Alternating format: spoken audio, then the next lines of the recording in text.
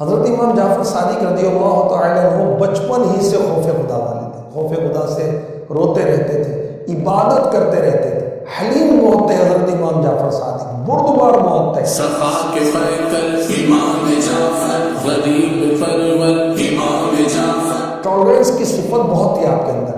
ایک دفعہ کیا ہوا کہ آپ کے خادم نے، غلام نے، ایک ٹرے کے اندر، تشت کے اندر ہاتھ دھلوائے تو پانی آپ کے کپڑوں میں گر گیا۔ آپ نے جلال میں دیکھا تو غلام نے کہا میرے آقا القاظمین الغیظ، غصہ پینے والے، اتنا ہی کہا تھا، فرمایا میں نے غصہ پی لیا۔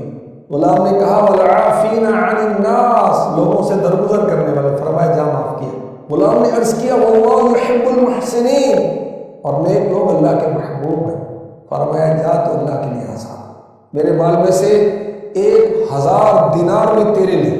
کیا شان، وہ خطا سبب عطا ہو جاتی، وہ خادم پانی گراتا ہے اور آپ اس کو آزاد بھی کرتے ہو، مالا مال بھی کر دیتے۔ غریب پرور امام جعفر، حیا کے پیکر امام جعفر، ہمارے رہبر امام جعفر۔ حضرت امام جعفر صادق رحمۃ اللہ تعالیٰ علیہ شیخین سے کیسی محبت کرتے تھے، حضرت ابو بکر و عمر رضی اللہ عنہ سے کیسی آپ کی محبت تھی، فرمایا کرتے مجھ سے بری اور بیزار ہو جو ابو بکر و عمر کا ذکر برائی کے ساتھ کرے۔ آپ کو 3 عبادت میں مصروف لوگ دیکھتے تھے، یا تو آپ نماز پڑھتے رہتے تھے، یا تلاوت کرتے رہتے تھے، یا مزے سے تھے، سخی بہت تھے، اس قدر لوگوں کو کھلاتے کہ سبحان اللہ۔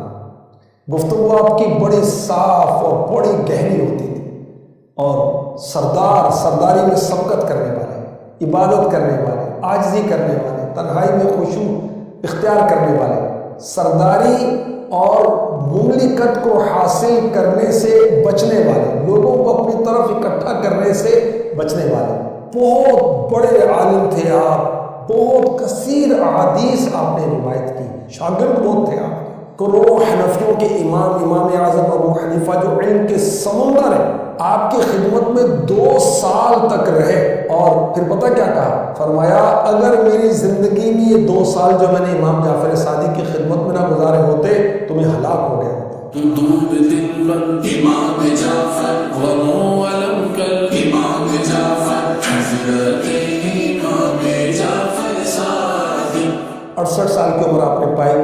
15 رجب المرجب 148 سنہ ہجری کو کسی بدنصیب نے آپ کو زہر دیا جو آپ کی شہادت کا سبب بنا۔ آپ کا مزار جنت البقیع مدینہ پاک میں ہے، اور حضرت امام باقر رحمۃ اللہ علیہ کے پہلو میں۔ جتنے بھی علماء ہیں، اللہ والے ہیں، یہ حدیثیں پڑھتے اور قرآن پڑھتے اور عبادت کرتے اور اچھے اخلاق والے تھے۔ آپ کو صادق کیوں کہا جاتا ہے؟ صدق مقال کی وجہ سے، ہمیشہ سچ بولنے کی وجہ سے آپ کے نام کا حصہ صادق ہو گیا۔ اللہ ہمیں بھی سچا کر دے، ہمارا دین سچا، ہمارا رب سچا، قرآن سچا، نبی سچے۔